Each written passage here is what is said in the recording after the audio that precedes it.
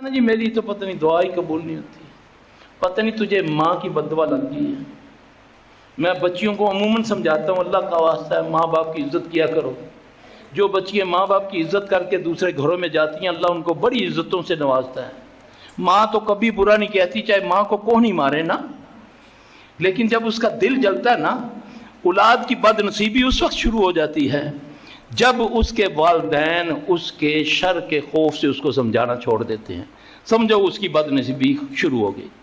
اس لیے میرا بھائی، میری بہنوں، میری بیٹیوں، اپنے بڑوں کا ادب کرو، ادب نہ چھوڑو، ماں باپ کا ادب کرو۔ دو بندے دنیا میں ذلیل اور رسوا ہوئے بغیر نہیں مریں گے، دو بندے اللہ کہ اگر وہ توبہ کر لیں سچی، ایک والدین کا نافرمان اور ایک بے حیائی پھیلانے والا۔ جب تک یہ ذلیل اور رسوا نہیں ہوں گے ان کو موت نہیں آئے گی۔ میرے پاس ایک ادھر پنجاب کے ایک شہر سے ایک بندہ آیا، کہتا سلفی صاحب گھر میں پیسے چوری ہو جاتے ہیں، قیمتی کپڑے بچوں کے کٹ جاتے ہیں، کوئی چیز رکھو چینی کے اندر پانی آ جاتا ہے، گندگی ہانڈی پکاؤ اس میں انسانی پخانہ آ جاتا ہے، یہ ساری باتیں اس کے بیچارے کی، اللہ اس پر رحم کرے۔ اچھا میں نے اس کو بولا یار یہ کرو۔ کچھ دنوں کے بعد واپس آیا، مجھے کہنے کا سلفی صاحب ہم گھر کے 6 کے 7 بندے ہیں، سب ایک ایک بار سورہ بقرہ پڑھتے ہیں، جب پڑھتے ہیں تو اور آگ لگ جاتی ہے اور پتھر آنے شروع ہو جاتے ہیں، معاملہ اور خراب ہو جاتا ہے۔ میں نے اس کو بولا میرے بھائی مجھے ایک بات صحیح بتانا، تم نے کوئی سود پہ تو نہیں کوئی پیسے لیے ہوئے یا دیے ہوں؟ نہیں تو بس تخوا تو بس۔ میں نے بولا کہ ماں باپ سے کیسا تھا نہ، ماں کا نام نہ لو، اس میں دفع کرو۔ میں نے بولا بس تجھ پر کوئی پڑھائی اثر نہیں کرے گی۔ ماں کے بارے میں کہتا ہے کہ ماں نو دفع کرو، اور ماں تو طائف بھی ہو تو اس کا عزت کرو، ماں تو کافر بھی ہو تو اس کی عزت کرو۔ اللہ تو کہتا ہے اف تک نہ کرو۔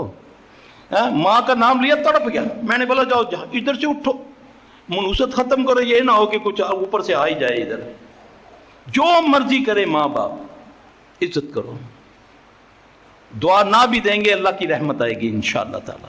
یہ چیزیں ہیں، یہ ہم پکڑ میں اپنے کیا ہے۔ اللہ قرآن میں فرماتا ہے ما اصابکم من حسنۃ فمن اللہ، تجھ پر جو بھی خوشیاں جو بھی راحتیں آتی ہیں وہ اللہ کی طرف سے آتی ہیں۔ وما اصابکم من سیئات فمن نفسک، تجھ پر جو بھی مصیبتیں جو بھی آتی تیرے اپنے نفس کی شرارت ہے۔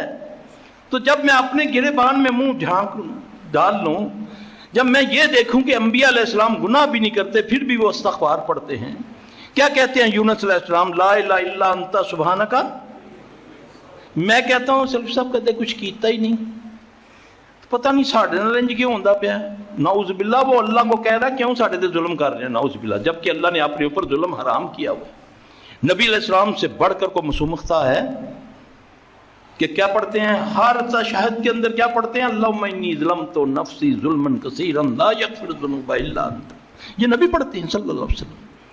جب ہم اس میں لگ جاتے ہیں کہ ہم پر کسی نے کچھ کیا ہوا ہے، کچھ توڑ بتاؤ، تو پھر ایسے توڑ جوڑ کرنے والے بیٹھے ہوئے ہیں، بیڑا گر کر کے رکھ دیتے ہیں۔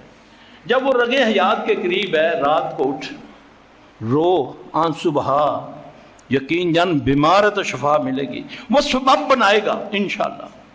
تیرے پاس پیسے نہیں ہیں، وہ ایسا سبب بنا دے گا انشاءاللہ، تو حیران رہ جائے گا۔ صرف اللہ کو اس کے گمان کے مطابق چاہو۔ میرا گمان بڑا کمزور ہے، دعا میں مانگ رہا ہوں اللہ سے کہ یا اللہ میں پیمنٹ کرنی ہے 10 لاکھ روپیہ دے دے، نال ہی ذہن میں شیطان ڈال رہا ہے مامے کو لے لی دے دے گا۔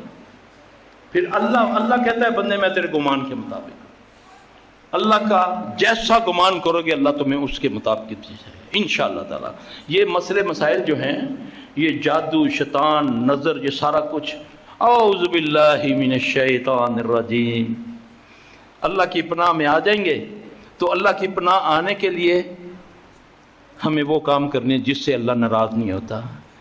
فَلْيَسْتَجِيبُوا لِي وَلْيُؤْمِنُوا بِي لَعَلَّهُمْ يَرْشُدُونَ، مگر تمہیں چاہیے کہ میرے حکموں پر چلو۔ میں تمہاری دعائیں قبول کرتا ہوں مگر کیسے؟